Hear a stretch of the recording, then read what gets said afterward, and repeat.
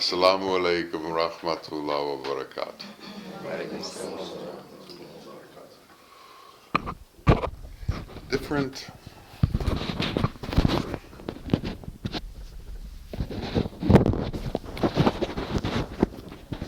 Different people approach this world in different ways. From the talks over the years, you've all realized that consciousness is a sliding scale. And it's like chutes and ladders. You can go up and you can fall down, and go up and fall down. So just because you're at a lower state doesn't mean you can't be at a higher state. And just because you're at a higher state doesn't mean you can't slip and go to a lower state. Well, all of us, have all of these states within us. And this is hard sometimes to recognize, especially when we see things in other people that are incredibly noxious. We say, how could that be in me? Well, it can be. The difference is that the ones who don't have these noxious states have been able to suppress them so that they no longer influence them and they no longer erupt out of them in difficult moments. So the difference, by the grace of God, between those of us who are less noxious and those of us who are more noxious is the ability to suppress those qualities which are abhorrent to truth. Now, different people, as they walk through this world, sense this world in different ways. The world is more difficult for some than for others. There's the expression, he takes everything to heart, which means his empathy or his or hers feel for the things that go around them is very powerful. And if things seem sad, they become sad. And it's something that happens quickly and without notice. So they walk around a lot of times in despair because they see so much despair around them. Not everyone is touched by despair. Some people are able to shrug it off like a duck shrugs off water. Some people can't. But the truth is that we are all within this world where despair does exist. And we are all within difficulty and going through difficult things.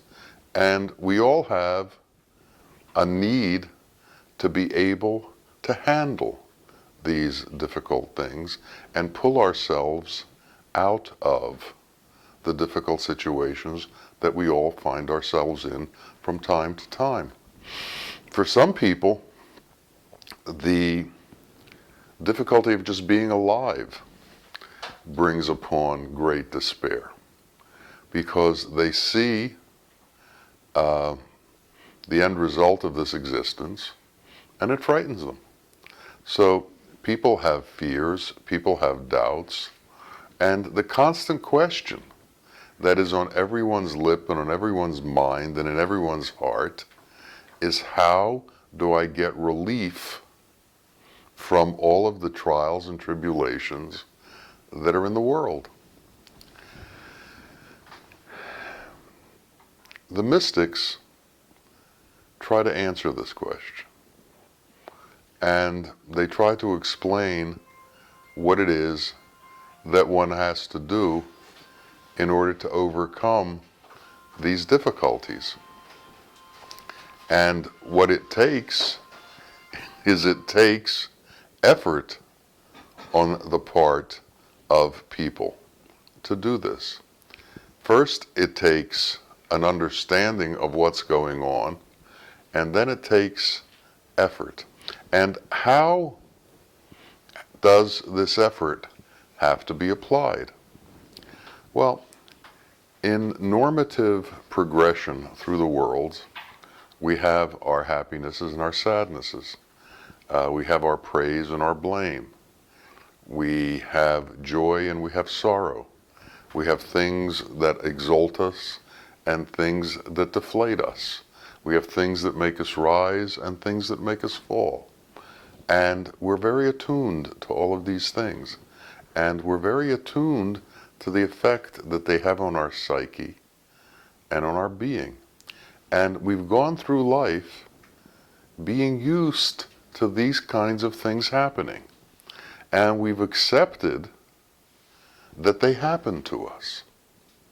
Well, we don't have to accept that. We have to realize that there is an alternative method of living our life.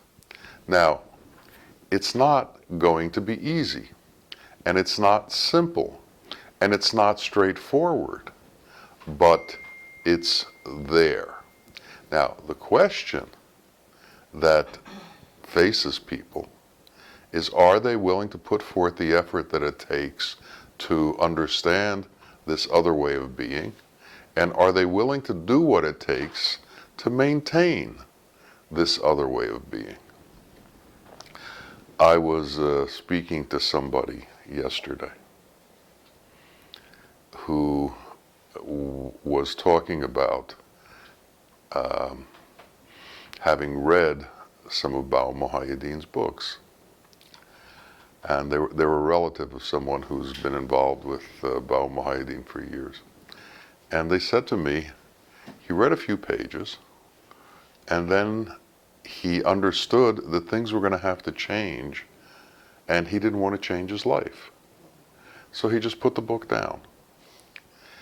And this is what happens to most people. It's like the gambler. When he goes to the casino, he loses 9 out of 10 times. But when he's away from the casino, he remembers the one time he wins, and somehow he's drawn back into the casino and loses again. And in our life, when we're at a state of stasis, where we're not being affected at that moment, we think that we can move forward in this life the way that we've been doing it, and we will somehow find a way to control it. And the reality is that you can't control the happenstance of Maya. You can't control the way illusion is going to interact with you and the effect that it will have on you as long as you believe in the world. So if we depend on the world for our sustenance, if we believe in what the world gives us, if we believe in the truth of this illusory existence, then we are subject to all of the pain that the world delivers, because we believe in it. Now, that's a very straightforward statement. You're subject to the pain of the world because you believe in it. So, all of our senses tell us it's real. Everything that we see tells us it's real. Everything that we hear tells us it's real. Everything we touch tells us it's real. And then this man in a turban comes along and says, it's not real. Just because you can touch it and feel it and see it and smell it and taste it, it's not real. Well, concepts are then brought in. How is it not real? And how do you understand its lack of reality? What is it that you have to do? And if you listen closely to the explanations, and if you pay attention, you learn that the reason that you get pain from the world is because you are somehow attached to it. You are somehow so involved in it that the happenstances of the world have a direct effect on you. You haven't been able to make the disconnect between yourself and illusion. Illusion is considered real by your mind. And until it's not considered real by your mind, you will continue to go through the ups and downs of what illusion brings you. The word attachment's a very powerful word. It's very difficult to understand the extent of the attachment that we're involved in, and the extent of the work that it takes to relieve ourselves from this attachment. Imagine a rod is cast and a fish gets hooked. Now, the fish is then subject to the guy with the rod. As he pulls in the string, the fish comes towards him. As he lets go of the line, the fish goes away. And he can play with that fish all day long, back and forth. And that's what illusion does with us. It hooks us somewhere, somehow. And it hooks everybody differently. Some people get hooked by the need for power. Some people get hooked by the need for wealth. Some people get hooked by the need for fame. I know people that if I tell them they're great and pat them on the back, they'll do anything I want. They just need to hear that. And to hear that, they will do whatever you want, as long as they're sure you're going to pat them on the back and tell them they're great again tomorrow. We need to know how illusion manipulates us. We need to know how Satan manipulates us. We need to know how we are manipulated. And we are manipulated by wealth, by fame, by power, by praise, by blame, by so many aspects of the world. We are manipulated. And what happens while we're manipulated? We react. And we react to the manipulation. If somebody says to us, you're doing things inappropriately, you're really not a good person. You may think you are, but you're not. We think, why, that son of a... Who is he to talk to me like that? Well, think about this. Why do they do it? Well, there's 1,000 different reasons why they do it. But have you ever thought that about somebody? And have you ever said that to somebody? And have you ever caused that reaction in somebody? All of the things that we have thrown at us, we have thrown at somebody before. It's all this gigantic wheel of attachment that brings reactions from us, positive, negative, indifferent, but constant reactions. We are robotic in our reactions to the triggers that set us off. Chiropractors know that there are trigger points in your body. If you push one part, another part's going to react. Well, there are trigger points in our mind. If somebody says something to you in a certain way, you're going to react. It's automatic. And the ones who know this are great at manipulating people. Advertising agencies are very well aware of the triggers in the human mind and the things that make you react. We need, if we're going to get over the suffering in this world, understand how not to react. Now, this is easy to say, and I can say that over and over and over, and so can each of us. You have to learn how not to react. You have to learn how not to react. Well, when you're being squeezed by a vice, or at least you feel like you're being squeezed by a vice, it's hard not to scream. So in the midst of screaming, in the midst of being squeezed, you have to learn not to react. Well, we should know that this learning not to react is not an easy thing. That this learning to overcome all of the triggers that make us lose our coherence, our path, our truth, our way, are not easy to overcome. In Arabic, this work is called jihad. It's the holy war. It's the actual war that we go through for the release of our soul, for the release of our heart, for the release of our being bound and tumbled by the world. Illusion is like a hurricane that's constantly blowing, that's in our face all the time, that's in our ears all the time, that never stops unless we have somehow detached. And in Sufism, the word we use for this detachment is surrender. We surrender.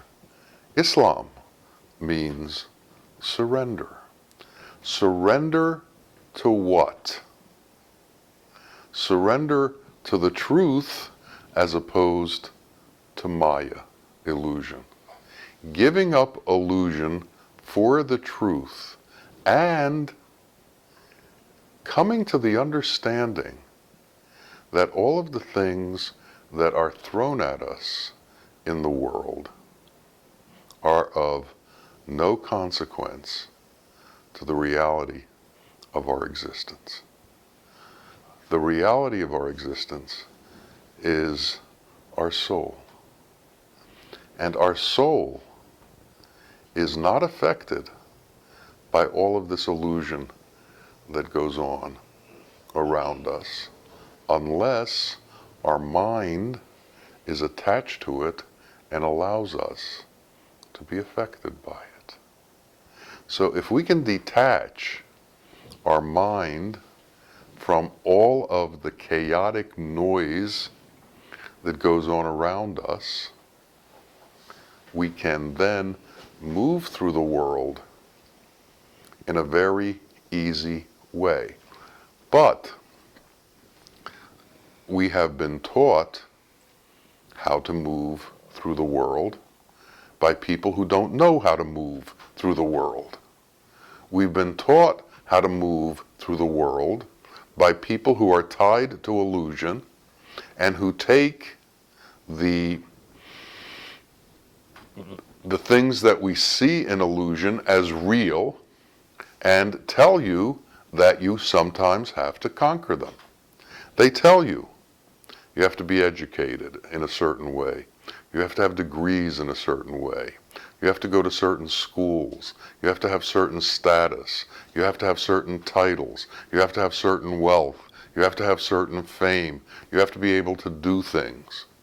And people talk about these things as if they had real importance because we've lost sight of haq, reality. We've lost sight of truth. So we've replaced what we don't understand with what we've been told and what seems to be plainly in front of our eyes.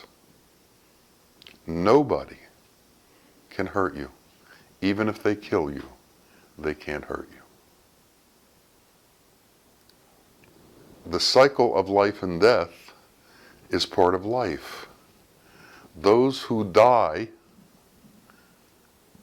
are part of the cycle. We are born and we have rings around our neck which indicate our death is imminent. No one knows how imminent, but it's going to happen.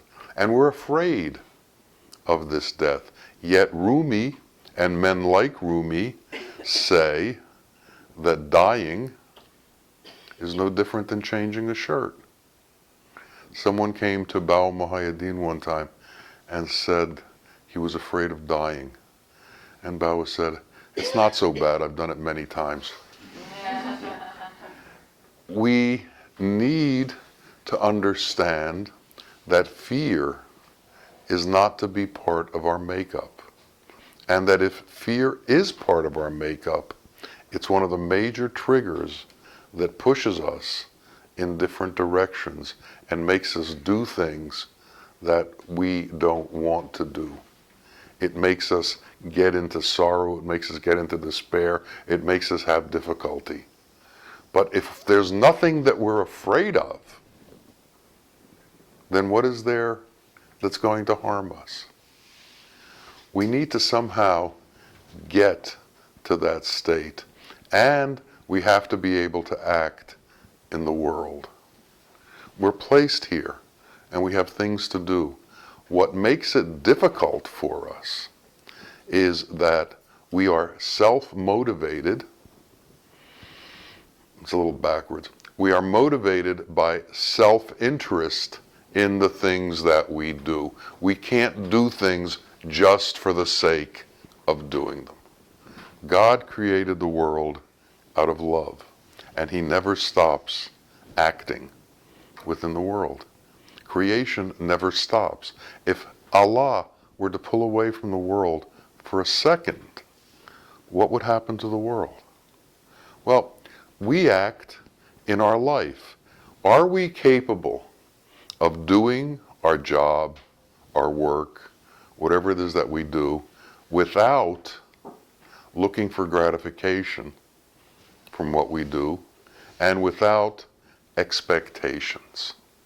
That doesn't mean that we shouldn't have plans, but the outcome is not what's important.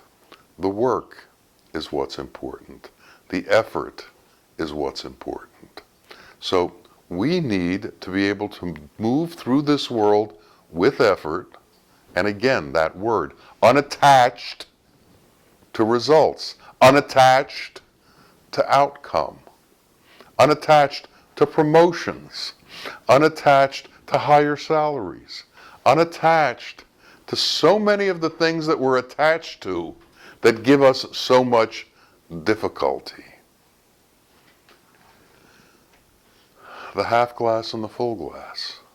What do we see? What is it that makes us move in certain directions? And what is it that makes us choose to be villainous as opposed to holy? What makes us choose to react to other people, to denigrate other people, to mistreat other people, as opposed to transcend and become a helper in this world? God is the great helper. If we want to truly understand existence and become immortal, we have to join with the forces that help existence. We have to join with the forces that help life.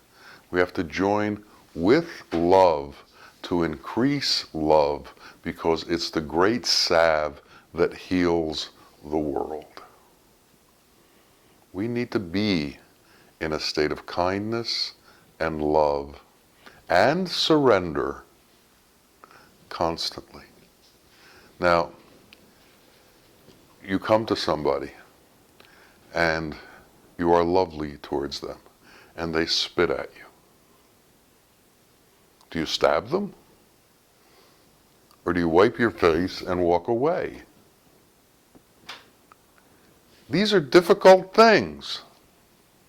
And these are things in reality. Julius Caesar, when he was stabbed by Brutus, said, "And you too?" And I don't know what Brutus said, but he probably said something like, "I did it for your own good." And this is the way that people who don't know act. People believe, who don't know, that their will is paramount in this world, and that their will is beyond reproach, and that their ideas are pure and clean, and if they have to kill 1,000,000 people to prove it, they're happy to do it. And that's what goes on in this world. We have to separate ourselves from that kind of fanaticism. We have to separate ourselves from that kind of ego. We have to become small. Bawa called himself the ant-man, the smallest, most discarded of creatures in this world. Well, what happens when you're small and can't be seen? Nobody cares about you. And nobody comes at you. And you can escape from all of that wrath that the world has to offer. We need to become whole within ourselves. We can't rely on others as our buttresses. We can't rely on others' opinions as to determining who we are. We have to discover who we are by ourselves. Now, many people, not many, some people run away to monasteries so they don't have to suffer all of the indignities that they believe the world throws at them. But then when they get to the monastery, they find that these indignities are there also, and they have to go through a training to learn how to withstand them even within the cloistered walls of a monastery. Well, we're in the world, and we have to learn to reside in the world. And we have to learn to protect ourselves and to detach ourselves. The protection comes through detaching. The protection comes through not being involved. The protection comes through allowing Maya to do what it does, but seeing through it and coming out into God's qualities as opposed to staying within the qualities of illusion. God's qualities are our protection. And we need to center ourselves deep inside of ourselves to find our truth. If you truly know yourself, you will know your Lord. But how do you get to know yourself when all of your waking time is spent in interaction with what's outside of yourself? You can't find out what's inside of yourself when your life is spent outside of yourself. So there has to come a point of introspection, a point where we turn from the outside world into ourselves, where we turn from our mind to our heart, where we turn from that which interacts with the world on a constant basis and doesn't stop to that part of us which loves and is kind and is giving. And we have to learn a methodology to do that. And in most cultures, they have a name for it. Meditation. Some call it zikr. Some call it different kinds of understandings, but mostly it has to do with removing yourself from the world for a portion of the day, becoming still and becoming focused and centered, and being rid of the machinations and the constant ongoing turbulence and chaos of the mind, finding a still place within yourself. So we have to make a part of our practice, if we're going to escape from this illusion, we have to find that quiet place inside of ourselves. And if we can do it for a little while, soon we can do it for a longer while. And hopefully, inshallah, we can do it as we walk through the world, asleep, awake, sitting still, in whatever mode we are in. But we have to begin. And we have to become conscious that we need to do this. And then we have to become conscious that we have to suppress all of the parts inside of ourselves that don't agree with this mode of action, because they're constantly going to spring up. We have a whole group of animals living within us that want to do the animal things that animals do, and they want to be at the forefront of our consciousness. We have a bear inside of us that wants to growl all the time. We have an elephant inside of us that wants to step on things all the time.